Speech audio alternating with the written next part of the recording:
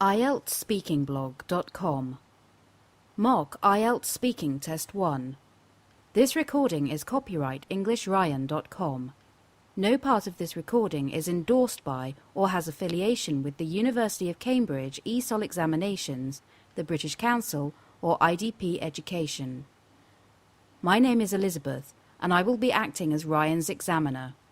In this recording, Ryan will demonstrate how to engage the examination at a Band 9 level. You will hear the recorded examination 2 times. The first time, you are only expected to listen. The second time, pauses will be placed after each of Ryan's responses. You are expected to repeat Ryan's responses to better hone your speaking ability. Now, we shall begin. Remember, this first time, you are only expected to listen. Could you tell me your full name, please?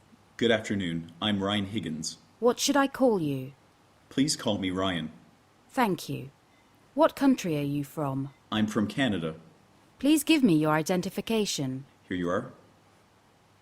Now, in this first part, I'd like to ask you some questions about yourself.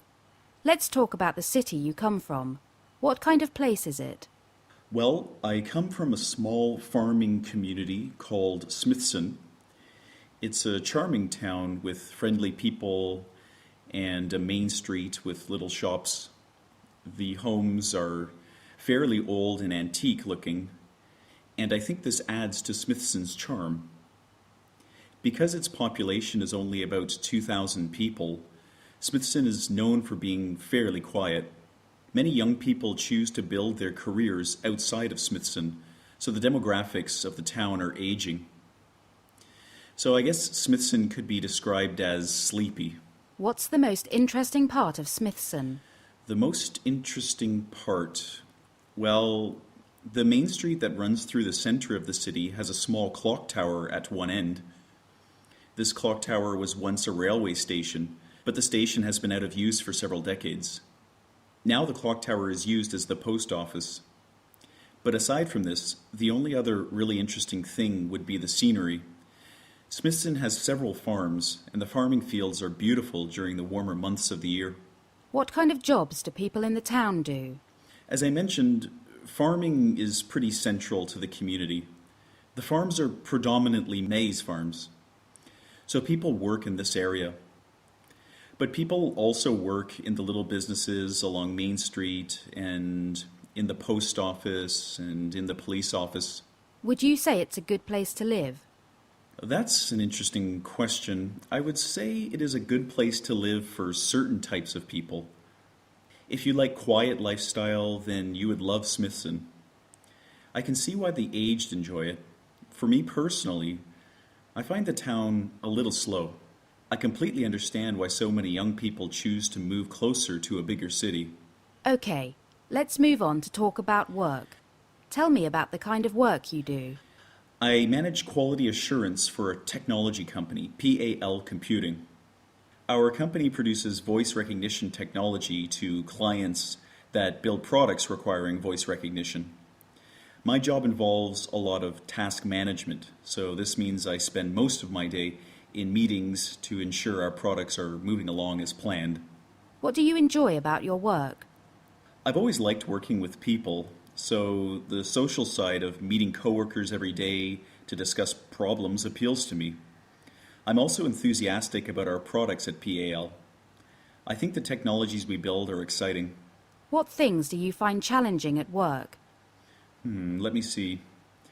Well, every month I have to present a progress report to our board. That can sometimes be challenging, especially if we've had a slow production month.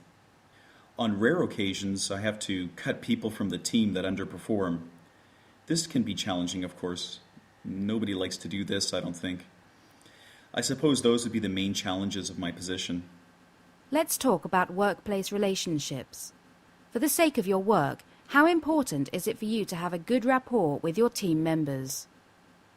I think it's important for my team members to feel I am an approachable person. If they have a problem and they don't tell me about the problem, it could affect the entire team. So I try to be a warm and approachable person so everyone at PAL Quality Assurance feels they could comfortably talk with me. What methods do you use? I'm sorry, what do you mean by methods? I mean, what methods do you use to show your team members you are an approachable person? I try to be friendly with everyone. My team is only about 15 people, so it is easy for me to greet each person in the morning and ask them how they've been. I share information with them about my family, so I feel this personal touch makes people feel they know me and can trust me and come to me with any issues they have. Thank you. Now I'd like to ask you to speak for 1 to 2 minutes on a topic. Normally, you would have 1 minute to plan your answer, but for the sake of this recording, we are going to skip this step. Your cue card reads, "Describe a trip you made by public transport. Where did you go? Why did you choose public transport? How did you feel about the trip?" I would like you to also share some details about the trip. Remember, you have 1 to 2 minutes to deliver this monologue. I'll tell you when the time is up. Start speaking now, please. Recently, I took a coach from Toronto to Montreal to visit my brother. It is a journey that normally takes about 5 hours, but this bus company stops halfway for a 30-minute break. I chose to travel by public transportation because I don't like driving long distances. When I travel via bus, I can read or work on my computer or sleep. I find this helps me arrive relaxed. In fact, I often opt for the public transportation option if I can. Overall, I felt the journey was quite comfortable. Because it was a coach, the seats were very spacious and reclined enough that I could get some sleep. There was also a Wi-Fi connection, which is something I haven't seen on a bus before. I didn't use it, but I saw several other people connect to it. Traveling in the spring also means it was a very scenic journey. To get to Montreal from Toronto, you spend a lot of time on highways surrounded by lush green nature, so that was nice. The price, however, was a little steep. I think I paid $110 for a return ticket, which to me is quite expensive. I suppose it would have been cheaper to drive, but I feel arriving fresh is money well spent. So, on the whole, the entire experience was a positive one. I would highly recommend public transportation to anyone. Thank you. Why do you think some people would rather drive than travel by bus? I suppose it is probably a privacy thing. If you drive, you can stop whenever you like or listen to the radio as loud as you like. Yes, I would imagine privacy is the main reason. But I suppose others may choose to drive to save money or to give themselves a certain flexibility. And what do you mean by flexibility? Well, for example, had I driven to visit my brother in Montreal, I would have had a car with which to drive around the city. I could also have been flexible with the time I came back to Toronto. If I wanted to stay with my brother an extra day, I could.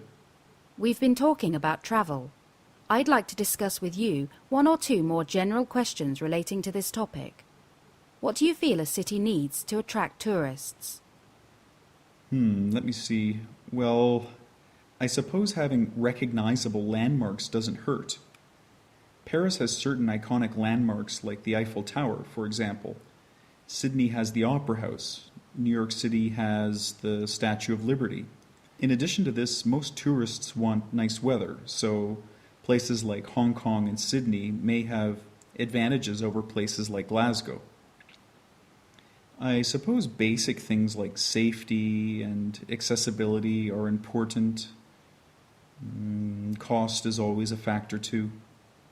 You mentioned safety as something that can attract tourism. Can you expand on that? I think countries with track records of being welcoming to foreigners build up reputations. The last thing people want on their vacation is to have to worry about being robbed or worse. So I feel countries that take tourist safety seriously will always be attractive to prospective travelers. Are all aspects of the tourism industry positive? Not all aspects, no. I think tourism can sometimes be damaging to the local traditions of a city. In Shanghai, for example, many of the historical temples have McDonald's restaurants and Starbucks restaurants next to them to service tourists.